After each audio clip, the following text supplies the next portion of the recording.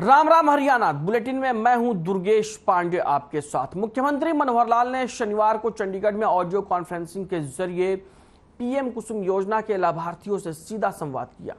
मुख्यमंत्री ने कहा कि ऑफ ग्रिड सोलर पंप की स्थापना में हरियाणा देश में अग्रणी राज्य है।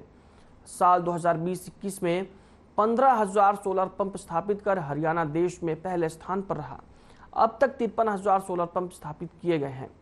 यह संख्या पीएम कुसुम योजना के तहत निर्धारित लक्ष्य 50,000 ऑफ ग्रिड सोलर पंप से भी अधिक है।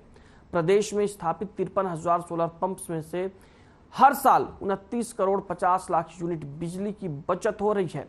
इससे प्रदेश को 195 करोड़ रुपए की बचत हुई है। इन 53,000 पंप में से जिला सिरसा और हिसार में 26,000 से अधिक सोलर पंप लगे हैं। इस 70,000 सौर पंप के लक्ष्य को भी हम बहुत जल्दी प्राप्त करेंगे। अभी तक कुल 53,000 जो पंप लगाए हैं, इसके बाद भी जिन लोगों ने एप्लीकेशन दे रखी है, अप्लाई कर रखा है, 11,000 पंप अभी और लगने शेष हैं। इन 11,000 को भी जैसे ही केंद्र सरकार की ओर से इसका रेट कॉन्ट्रैक्ट पूरा हो जाएगा, तुरंत हम 11,000 उन पंपों को लगाया जाएगा, उनको चालू किया जाएगा। और इसमें प्राथमिकता उन स्थानों की, उन गाँव को, उन ब्लॉक्स को हम देंगे जहां भूमि जल 100 फुट से भी ज्यादा गहराई पर चला गया है। वहां ये सौर पंप जो हैं, ये प्राथमिकता के तौर पर लगाए जाएंगे। सौर पंप लगाते समय 3 हार्स पावर से लेकर 10 हार्स पावर के क्षमता के जो सौर पंप हैं, उनकी स्थापना के लिए हम 75% सब्सिडी ये देते हैं।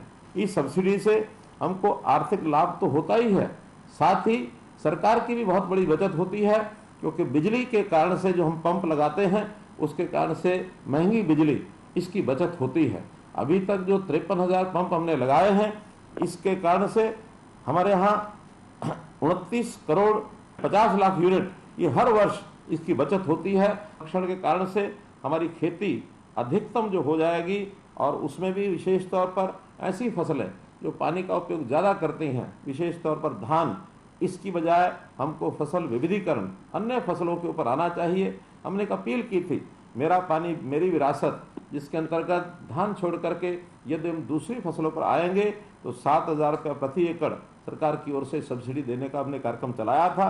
मुझे खुशी है कि लगभग 1.5 लाख एकड़ पर किसानों ने धान के बजाय दूसरी फसलें बोई हैं, जिसका निश्चित रूप से पानी बचाने में बहुत बड़ा योगदान ये सब हुआ है।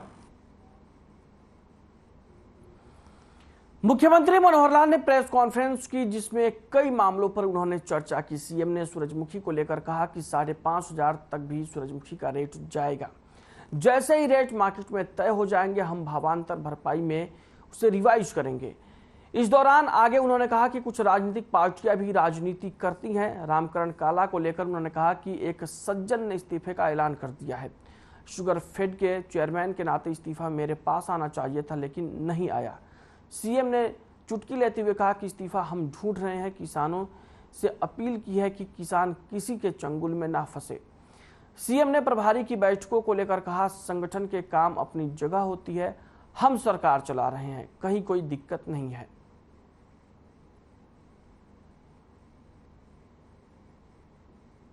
जिसके अंदर किसान की आय कैसे बढ़े, उसका खर्चा कैसे कम हो, उसको अपनी फसल का एक प्रकार से कैसे ज़्यादा दाम मिले, इसके लिए लगातार प्रयत्न करते हैं। और जहाँ तक मार्केटिंग का विषय है, मार्केटिंग में भी हम लोग किसान के लिए तरह तरह की योजनाएं बनाते आए हैं।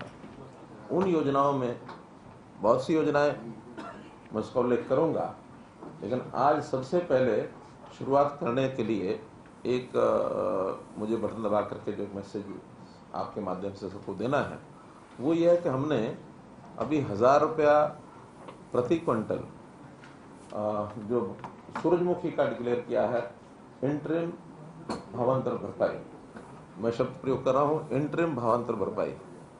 तो उसके नाते से जो पैसा हमने आज उनको इस समय बटन दबा करके भेजना है, वो जो कि आपको भी पता है कि यहाँ से जो बटन दबाया तो फिर बैंक के रोल होते हैं, उसमें बैंक्स जो हैं वैसे तो एक दिन के बाद करते हैं, लेकिन परसों क्योंकि संडे है, इसलिए अभी जो बटन दबा रहे हैं वो पैसा मंडे को उनके खाते में पहुंचेगा। 8 क्विंटल का एक एवरेज लेकर के उनको भेज रहे हैं, चाहे उन्होंने अभी मंडी में बेचा है या नहीं बेचा है, एडवांस में उनको जाएगा और वो मंडी में बेच सकते हैं, किसी प्राइवेट एजेंसी को भी बेच सकते हैं, वो सरकारी PSU हैफेड को भी बेच सकते हैं। लेकिन अभी एक इंटरिम रिलीफ उनको 1000 रुपया ये दिया जा रहा है। इसका मैं और बटन दबा करके इसका लॉन्च किया है, शुभारंभ किया है। तो मैं जो विषय चला रहा था वो ये कि हमने किसानों के लिए उनकी आय कैसे बढ़े और कैसे उनके खर्चे कम हो, उसके लगातार प्रयत्न और कुछ प्रावधान केंद्र सरकार की ओर से आए भी थे। वो एक चैप्टर ऐसा है। वहीं हरियाणा बीजेपी की तरफ से बीजेपी महिला मोर्चा के पदाधिकारियों की घोषणा की गई। सुनीता दांगी को महिला मोर्चा का प्रदेश अध्यक्ष बनाया गया है। हरियाणा के सभी जिलों में महिला मोर्चा के जिला प्रभारी भी नियुक्त किए गए हैं और महिला मोर्चा की 6 उपाध्यक्ष, 2 महामंत्री, 9 सचिव और कोषाध्यक्ष और सह कोषाध्यक्ष भी नियुक्त की गई। बीजेपी महिला मोर्चा की मीडिया इंचार्ज और सोशल मीडिया और IT सेल के भी अध्यक्ष नियुक्त किए गए हैं।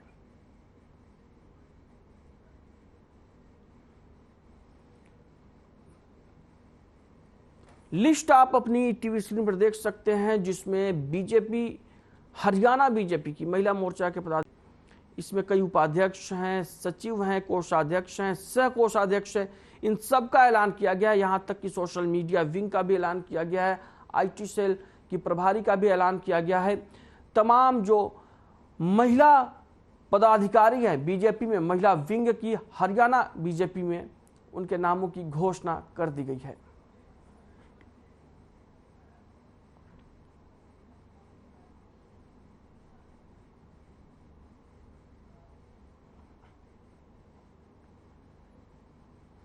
वहीं भिवानी में एक सौतेले पिता पर एक नाबालिग बच्चे पर होटल में काम करने के लिए दबाव बनाने और उससे मजदूरी के पैसे हटने का आरोप लगा है। बताया जाता है कि सिवानी जुप्पा स्थित एक होटल में 2 महीने पहले नाबालिग बच्चे का सौतेला पिता उसे मजदूरी के लिए छोड़कर चला गया था। CWC मेंबर के मुताबिक होटल संचालक ने पिटाई की बच्चे की और पिटाई की सूचना एक प्रत्यक्षदर्शी ने बाल कल्याण विभाग में दी। सूचना पाकर CWC की टीम मौके पर पहुंची और नाबालिग बच्चे को रेस्क्यू कर अपने साथ ले गई। टीम ने इसकी सूचना क्राइम ब्रांच को भी दी। सौतेला पिता उसे 2 महीने पहले मजदूरी करने के लिए छोड़ गया था। बच्चा 9,000 रुपये महीना लेता था और उन्हें अपने सौतेले पिता के खाते में डालता था।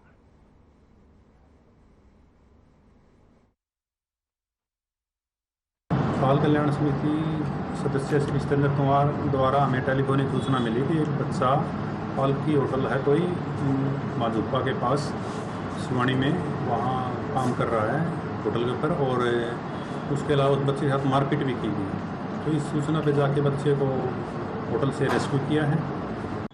उस पे एक किसी बच्चे को होटल मालिक ने उसके साथ मार पिटाई कर रखी है।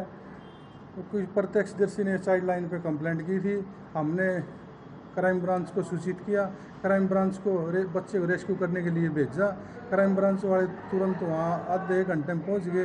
उन्होंने बच्चे को रेस्क्यू किया। वहाँ से बच्चे को रेस्क्यू करके यहाँ लेके आए हैं। बच्चे द्वारा कुछ बात बताई गई हमें। बच्चे का जो पहला पिता था वो एक्सपायर हो चुका है। बच्चे का जो सौतेला पापा है ये उसके साथ रहता है। उसने इसके ऊपर दबाव बना रखा है।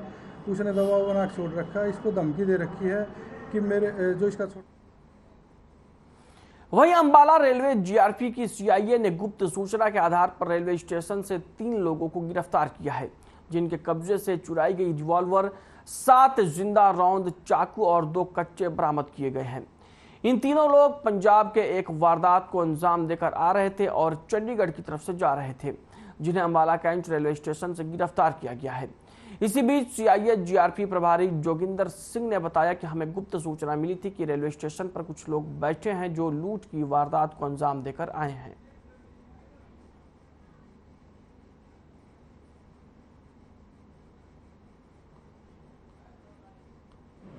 और स्टेशन पर बैठे हुए हैं और उनके पास घातक हथियार है। तो हमने रेडिंग पार्टी तैयार करके रेड की तो 3 आदमी, जिनमें नाम एक का नाम रविंदर मालूम हुआ, एक का हसनप्रीत और एक जो है स्वर्णजीत सिंह है।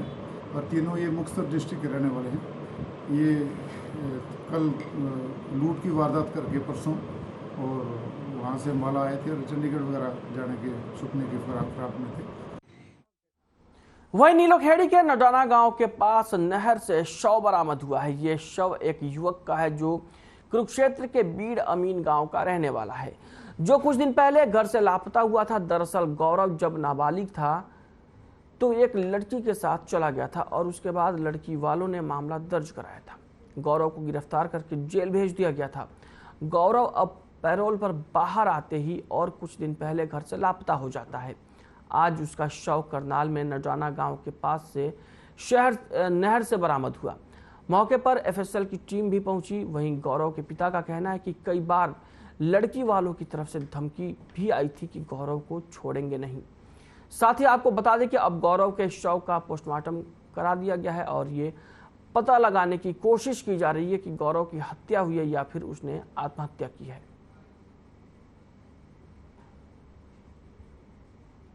तो आगे तो गाड़ी था लड़का, कोई बात नहीं थी, कोई चीज नहीं थी, कोई लड़ाई नहीं थी, कोई झगड़ा नहीं था, बिल्कुल भी आराम से था। नहा धो के बैठा था, चाय भी पी, सारे काम करे। उसके बाद ये घर से बाहर निकला तो 5 मिनट के अंदर अंदर पता नहीं, मार को तो पता ही नहीं लगा कहाँ गया लड़का, कहाँ नहीं गया। हमने फिर उसके बाद 1 घंटे के बाद इसकी तलाश करी, भाई दूसरे घर होगा, तो वहाँ भी नहीं मिला। हमने फिर तलाश करी इसकी हर जगह, फिर हमें लड़का नहीं मिला जी। आज हमें 4 दिन हो गए ढूंढते हुए, तो आज हमें ये मिला। हमें कोई जानकारी नहीं थी भाई नहर में गिरा ना, हमें तो आ रहे थे इधर ढूंढते भाई कहीं ना कहीं ऐसी बात हो जाए, ऐसा लग रही था। फिर भी मन में तो शंका रहा। 8 तारीख को इन्फॉर्मेशन मिली थी मिसिंग की इनके पिताजी की तरफ से, तो उस पर 346 का पर्चा रजिस्टर कर दिया था। उसका मुकदमा नंबर 120 है /23। और अब इन्फॉर्मेशन मिली थी, जैसे इन्फॉर्मेशन मिली है स्पॉट पे आई है, स्पॉट पे एफएसएल टीम भी आ गई है, बाकी की जांच जारी है आगे। मार के डाला गया उसको, ये गांव भी छोड़ के आ गया उसको अपने, इसके डर के हमारे भी हमारा घर बस जाए, बच्चा उसको हो जाएगा। इनके मार के पता चले भी लापता था ना उसमें, तो ढूंढते फिर सारे गाँव में, फिर अपने गाँव भी गए, गाँव में सब ढूंढा है, पर ये डेड बॉडी मिली। बुलेटिन में फिलहाल वक्त एक ब्रेक का है, रुकते हैं कुछ पलों के लिए।